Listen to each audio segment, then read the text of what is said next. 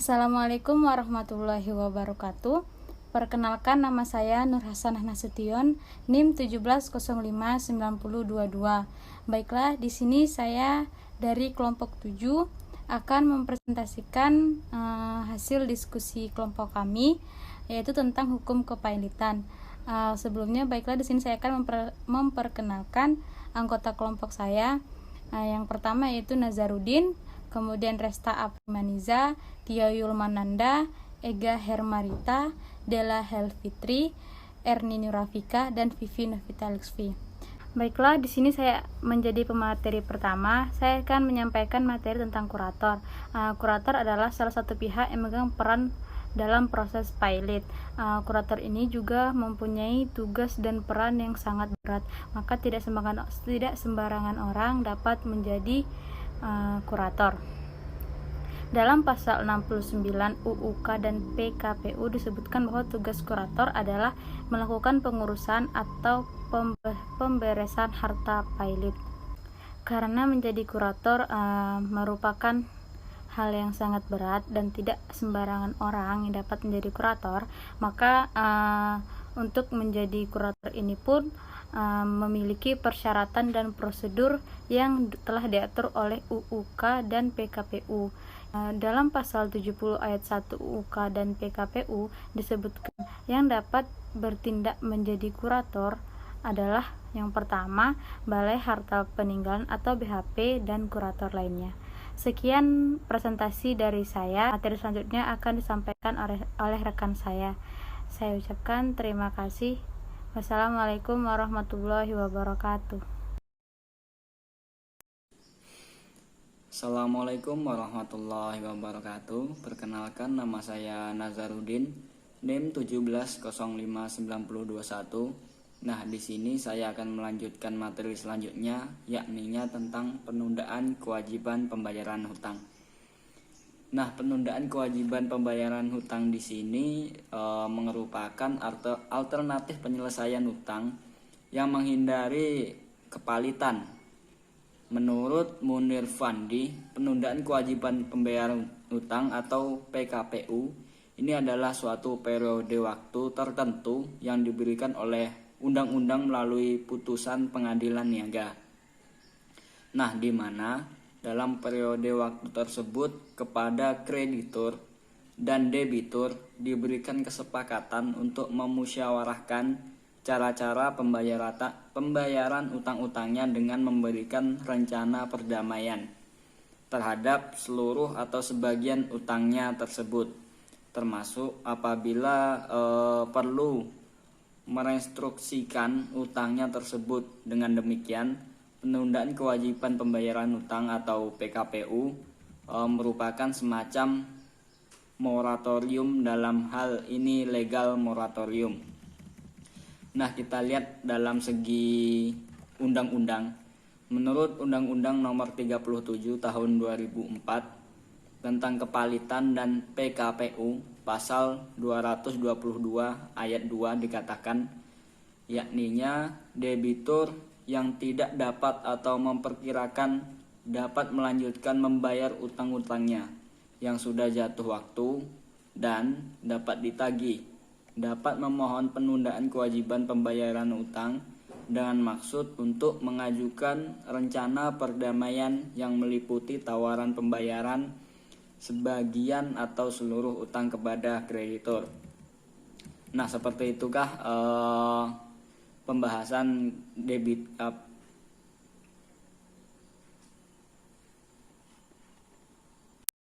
Nah, seperti itulah pembahasan pembayaran utang menurut undang-undang. Nah, di sini bisa kita lihat permohonan PKPU dapat diajukan oleh kreditur maupun debitur kepada pengadilan niaga. Permohonan PKPU dapat diajukan sebelum ada permohonan pilot yang diajukan oleh debitur maupun kreditur, atau dapat juga diajukan setelah adanya permohonan pilot asal diajukan paling lambat pada saat persidangan pertama pemeriksaan permohonan pernyataan pilot. Namun, jika permohonan pilot dan PKPU diajukan pada saat yang bersamaan, maka permohonan PKPU yang akan diperiksa terlebih dahulu. Nah, di sini apabila rencana perdamaian tidak tercapai atau pengadilan menolak rencana perdamaian, maka pengadilan wajib menyatakan debitur dalam keadaan pailit. Pengadilan dapat menolak rencana perdamaian karena ada beberapa hal, yaitu yang pertama, harta debitur, termasuk benda untuk mana dilaksanakan untuk menahan benda jauh lebih besar daripada jumlah yang disetujui dalam perdamaian. Yang kedua, pelaksanaan perdamaian tidak cukup terjamin. Yang ketiga, perdamaian itu dicapai karena penipuan atau persekongkolan dengan satu atau lebih kreditur, atau karena pemakaian upaya lain yang tidak jujur dan tanpa menghiraukan apakah debitur atau pihak lain bekerja sama dengan mencapai hal ini. Kemudian yang keempat, imbalan jasa pada biaya yang dikeluarkan oleh ahli dan pengurus belum dibayar atau tidak diberikan jaminan atau untuk pembayarannya. Nah, di sini PKPU pada dasarnya hanya berlaku atau ditujukan pada para kreditur. Walaupun pada Undang-Undang Nomor 37 Tahun 2004 pada pasal 222 ayat 2 tidak disebut lagi perihal kreditur konkuren sebagaimana halnya Undang-Undang Nomor 4 Tahun 1998 pada pasal 212 jelas menyebut bahwa debitur yang tidak dapat atau memperkirakan bahwa ia tidak akan dapat melanjutkan pembayaran utang-utangnya yang sudah jatuh tempo dan dapat ditagih, dapat memohon penundaan kewajiban pembayaran utang dengan maksud pada umumnya untuk mengajukan rencana perdamaian yang meliputi tawaran pembayaran seluruh atau sebagian utang pada kreditur konkuren. Dengan tetap memperhatikan ketentuan pasal 246, penundaan kewajiban atau pembayaran utang tidak berlaku terhadap yang pertama, tagihan yang dijamin dengan gadai jaminan fidusia, hak tanggungan, hipotek, atau hak bangunan atas kebendaan lainnya. Yang kedua, tagihan biaya pemeliharaan, pengawasan, atau pendidikan yang sudah harus dibayar dan hakim pengawas harus menentukan jumlah tagihan yang sudah ada dan belum dibayar sebelum penundaan kewajiban pembayaran utang yang bukan merupakan tagihan dengan hak untuk diistimewakan. Dan yang terakhir, tagihan yang disewakan terhadap benda tertentu milik debitur maupun terhadap seluruh harta debitur yang tidak tercakup pada poin B. Nah, cukup sekian penjelasan yang saya sampaikan. Saya kembalikan ke moderator. Terima kasih. Warahmatullahi wabarakatuh. Perkenalkan, nama saya Erni Nur Rafika, NIM 170591143, jurusan Manajemen Fakultas Ekonomi Universitas Negeri Padang. Saya adalah pemateri ketiga dari kelompok 7 yang akan mempresentasikan materi ketiga, yaitu hukum acara pengadilan niaga dalam perkara kepailitan. Nah, pengadilan niaga merupakan pengadilan yang menangani dua masalah sebagai pengadilan penyelesaian sengketa, yaitu tentang kepailitan dan hak atas kekayaan intelektual. Hukum acara yang dipakai oleh pengadilan niaga dalam perkara kepailitan pada dasarnya tetap berpedoman pada Undang-Undang Nomor 37 Tahun 2004 tentang kepailitan dan penundaan kewajiban pembayaran hutang. Hukum acara di pengadilan niaga dalam perkara kepailitan agak berbeda dengan hukum acara perdata biasa. Beberapa hal yang khusus dalam perkara kepailitan adalah yang pertama, yaitu acara dengan surat. Acara perdata di muka pengadilan niaga berlaku dengan tulisan atau surat, berlainan dengan acara yang berlaku di pengadilan negeri yang memungkinkan acara lisan. Yang kedua, yaitu kewajiban dengan bantuan ahli. Undang-undang Kepailitan dan PKPU mewajibkan bantuan seorang ahli hukum. Hal ini dikarenakan dalam suatu proses kepailitan di mana memerlukan pengetahuan tentang hukum dan kecakapan teknis. Yang ketiga yaitu tentang hakim pasif. Hukum acara dalam proses kepailitan berpangkal pada pendirian bahwa hakim pada intinya pasif. Hakim hanya mengawasi supaya peraturan-peraturan acara yang ditetapkan dengan undang-undang dijalankan oleh kedua belah pihak. Yang keempat yaitu pembuktian sederhana. Pemeriksaan perkara kepailitan di pengadilan niaga berlangsung lebih cepat. Nah, ini dikarenakan Undang-Undang Kepailitan memberikan batasan waktu proses kepailitan. Selain itu, lebih cepatnya waktu pemeriksaan perkara di pengadilan niaga antara lain dipengaruhi oleh sistem pembuktian yang dianut, yaitu bersifat sederhana atau pembuktian secara sumir. Yang kelima yaitu waktu pemeriksaannya terbatas. Undang-Undang Kepailitan menentukan putusan pengadilan atas permohonan pernyataan pailit harus diucapkan paling lambat 60 hari setelah tanggal permohonan pernyataan pailit didaftarkan. Yang keenam yaitu putusan bersifat serta-merta. Putusan atas permohonan pernyataan pailit di pengadilan niaga dapat dilaksanakan lebih dahulu, meskipun terhadap putusan tersebut masih diajukan upaya hukum. Yang ketujuh yaitu klausa arbitrase. Nah, eksistensi pengadilan niaga sebagai pengadilan yang dibentuk berdasarkan pasal 280 ayat 1 Perpu nomor 1 tahun 1998 mewakili kewenangan khusus berupa yurisdiksi substansi eksklusif terhadap penyelesaian perkara kepailitan. Nah, dengan status hukum dan kewenangan ilegal, pengadilan niaga memiliki kapasitas hukum untuk menyelesaikan permohonan pailit.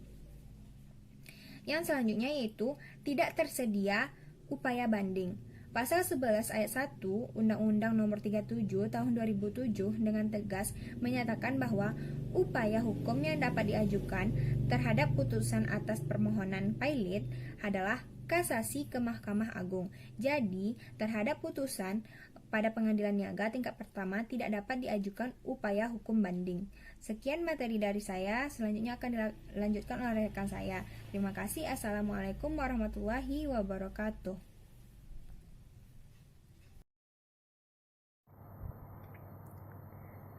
Dasar hukum pembentukan pengadilan niaga ada 4, antara lain yang pertama Peraturan Pemerintah Pengganti Undang-Undang atau Perpu Nomor 1 Tahun 1998 tentang perubahan atas Undang-Undang Kepailitan. Sedangkan yang kedua, bab ketiga dari pasal 280 sampai dengan pasal 289 Undang-Undang Nomor 4 Tahun 1998 tentang kepailitan yang sekarang telah direvisi menjadi Undang-Undang Nomor 37 Tahun 2004 tentang kepailitan dan penundaan kewajiban pembayaran utang.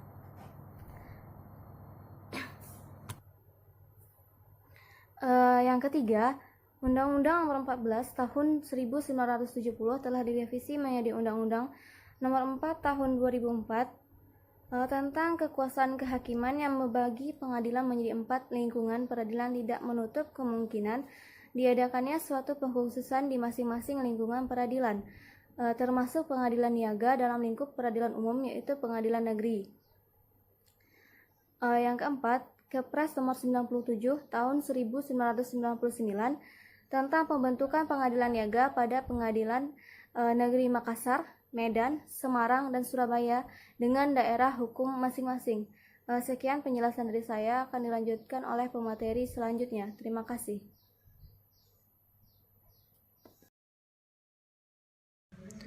Baik, Assalamualaikum warahmatullahi wabarakatuh. Perkenalkan, nama saya Tio Mananda. Saya sini akan menerangkan materi tentang kewenangan pengadilan niaga dalam menyelesaikan perkara pailit. Baik, langsung saja ke materi. Kewenangan pengadilan niaga dalam menyelesaikan perkara pailit. Pertimbangan dibentuknya pengadilan niaga adalah agar mekanisme penyelesaian perkara permohonan kepailitan dan penundaan kewajiban pembayaran utang penyelesaiannya itu dapat dilakukan dengan cepat dan efektif. Keberadaan pengadilan niaga tidak menambah kuantitas lingkungan peradilan baru di Indonesia. Hal tersebut secara tegas disebutkan dalam peraturan perundang-undangan. Pengadilan niaga hadir dan berada dalam lingkungan peradilan umum, akan tetapi secara substansial kehadiran pengadilan niaga jelas telah menggeser kompetensi absolut maupun relatif dari pengadilan negeri atas perkara-perkara permohonan kepailitan dan penundaan kewajiban pembayaran utang. Kompetensi adalah kewenangan mengadili perkara dari satu pengadilan. Diklarifikasikan menjadi dua. Yang pertama, kompetensi relatif. Maksudnya adalah kewenangan mengadili perkara dari suatu pengadilan berdasarkan pembagian daerah hukum. Yang kedua, kompetensi absolut, yaitu kewenangan mengadili perkara dari satu pengadilan berdasarkan pembagian wewenang atau pembagian tugas. Untuk pengadilan negeri ini, wewenangnya adalah mengadili perkara perdata dan pidana pada tingkat pertama. Pengadilan niaga memiliki kompetensi untuk memeriksa perkara-perkara itu. Yang pertama ada perkara kepailitan dan penundaan kewajiban pembayaran utang. Yang kedua, perkara-perkara lain di bidang peniagaan yang ditetapkan dengan peraturan pemerintah. Ini menurut ketentuan Undang-Undang Nomor 37 Tahun 2004 tentang kepailitan dan PKPU, kewenangan mengadili pengadilan niaga secara umum terbagi atas dua kewenangan. Itu yang pertama, kewenangan relatif.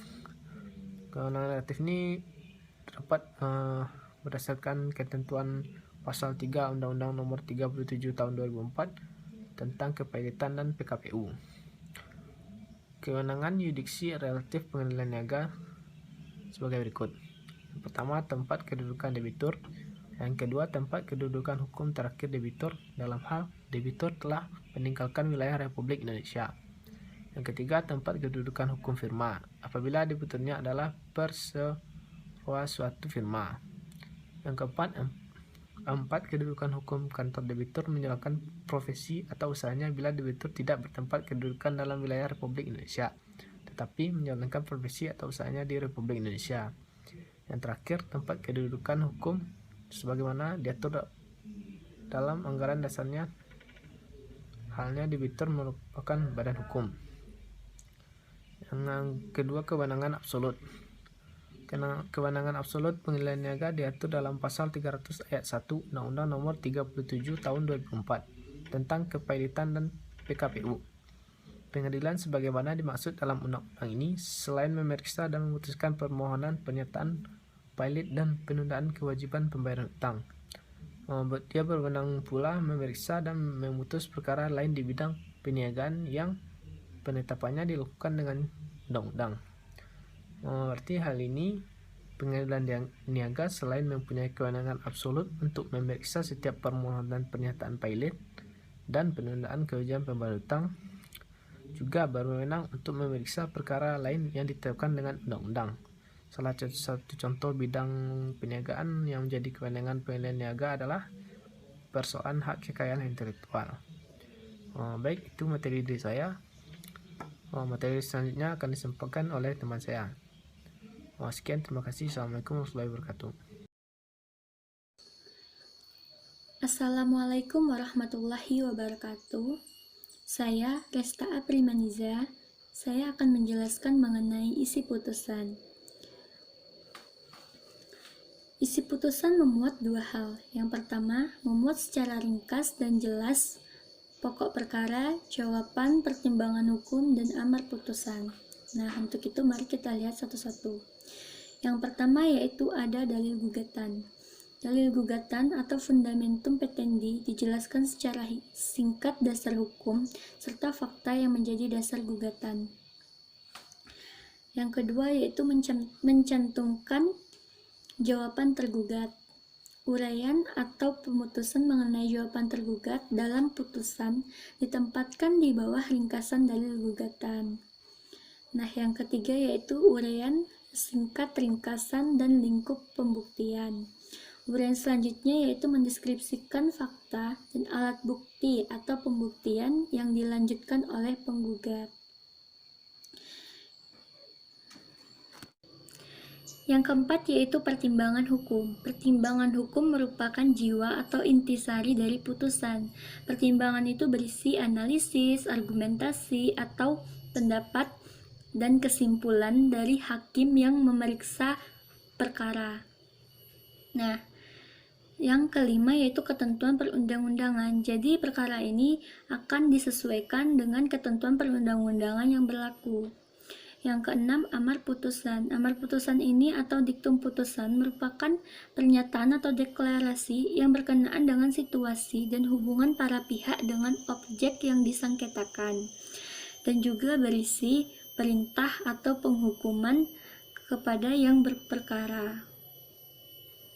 Ini menurut M. Yahya Harahap pada tahun 2007.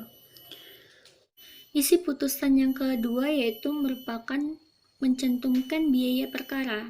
Hal-hal lain yang mesti dicantumkan dalam formulasi putusan berkenaan dengan biaya perkara. Pencantumannya dalam putusan diatur dalam pasal 184 ayat 1 HIR, pasal 187 RBG. Selain putusan mencantumkan pokok perkara, sebagaimana yang diuraikan tadi, maka juga harus mencantumkan tentang banyaknya biaya perkara. Bahkan dalam pasal 183 ayat 1 HIR, pasal 194 RBG, hal itu pun yang telah ditegaskan, bahwa banyaknya biaya perkara yang dijatuhkan kepada salah satu pihak harus disebut dalam putusan. Ini menurut pendapat M. Yahya Harahap pada tahun 2007. Baiklah, hanya sekian materi yang dapat saya sajikan. Jika ada kekurangan dan kesalahan, saya mohon maaf. Assalamualaikum warahmatullahi wabarakatuh. Assalamualaikum warahmatullahi wabarakatuh. Perkenalkan, saya Vivi Novita Luxvi. Kali ini saya ingin membahas mengenai proses perkara kepailitan di pengadilan niaga yang diatur pada pasal 1 angka 7 Undang-Undang Nomor 37 Tahun 2004 bahwa proses penyelesaian kepailitan di Indonesia itu dilakukan di pengadilan niaga. Dalam memutuskan perkara kepailitan, ada beberapa hal yang harus diketahui oleh debitor dan kreditor. Yang pertama itu, permohonan pernyataan pailit diputuskan di pengadilan di daerah tempat kedudukan hukum debitor. Yang kedua, apabila debitor meninggalkan negara NKRI, maka pengadilan berwenang untuk mengambil keputusan. Yang ketiga, apabila debitor bukan berkedudukan NKRI, tetapi dia menjalankan usahanya di wilayah NKRI, pengadilan berwenang menjatuhkan putusan meliputi tempat kedudukan debitor dalam menjalankan usahanya di negara Indonesia, di mana sidang pemeriksaan permohonan pernyataan pailit diselenggarakan dalam jangka waktu 20 hari paling lambat setelah tanggal permohonan didaftarkan. Apabila ada permohonan dengan alasan yang cukup, maka penyelenggaraan sidang dapat ditunda 5 hari dari tanggal permohonan didaftarkan. Permohonan pernyataan pailit harus diucapkan paling lambat 60 hari dari tanggal permohonan pernyataan pailit didaftarkan.